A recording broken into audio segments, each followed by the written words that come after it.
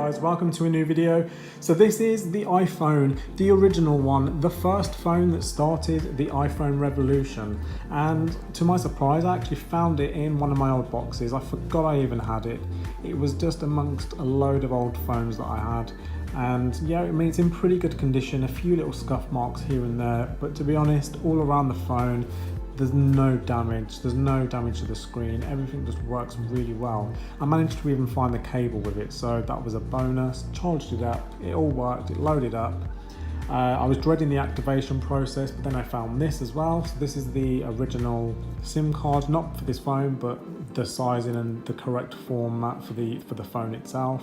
I plugged it into iTunes with the SIM card in, and to my surprise, it actually activated the phone in like less than 10 seconds. The volume up and down rocker, that classic mute button on the side.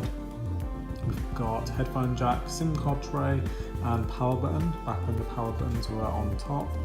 Nothing on the right side, obviously the home button there. There's no front facing camera, and on the back we've got our usual bits and bobs, including a little camera there. And we've got the Apple logo, the iPhone logo. It's an 8GB model, and then all your usual print on the bottom. So I got it all loaded up, managed to get it activated fairly easily, to be honest. It took less than 10 seconds. I found an old SIM card that went into the phone, and yeah, it just activated with a quick plug into iTunes. So really simple for me, didn't have to really mess about too much.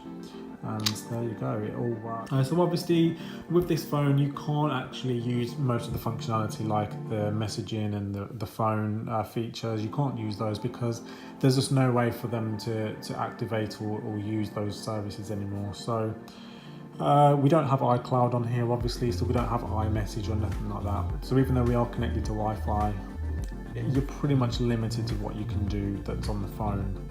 You can use your calendar app, the photos, the camera, everything like that all does work up and load quite well, albeit a little bit slow. Let's see. So there is a photo, and not bad considering it. And so we can also use the stocks app, the maps, the weather, voice memo, notes, clock, calculator. You can browse the settings. You can't use iTunes on this one because it just crashes. The App Store does load, and the contacts you can use. YouTube I did miss for a reason, you can't actually use it. At the time Google and Apple did have a bit of a partnership going on, but now not anymore, you can't use it.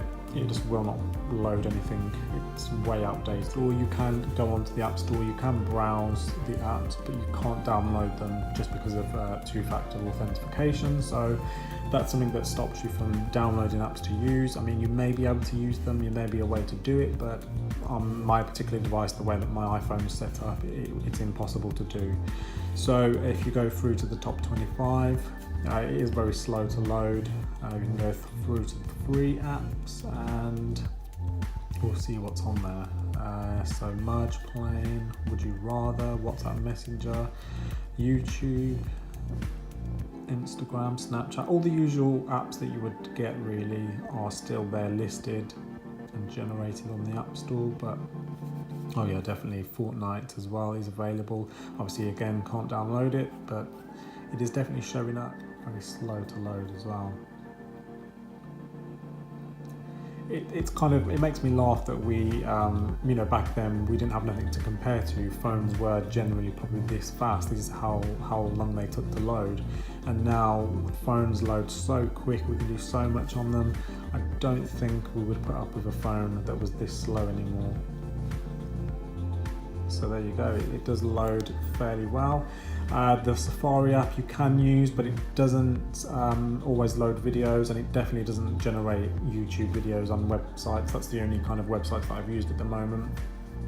We've got the iPod app. It does open and it does load quite quick, but I've got no tunes in there. I don't know if it would let me sync any over. I can always give that a try. The Mail app I haven't tried. I don't know if it will load it, but I doubt it will. But everything else that I've said does work. The search functionality does work as well, if I can type, that is. But still sounds really good. Still got that nice original tappy noise. I really like it. It's still quite responsive. So that's pretty much it. I just thought I'd give you a quick look around. I found it in a box of old phones that I keep, and I forgot I even had it, to be honest. But yeah, If you liked the video, please do consider liking and subscribing to the channel. If you've got an original iPhone as well, please do let me know in the comments. And yeah, I hope you enjoyed it. See you in the next video.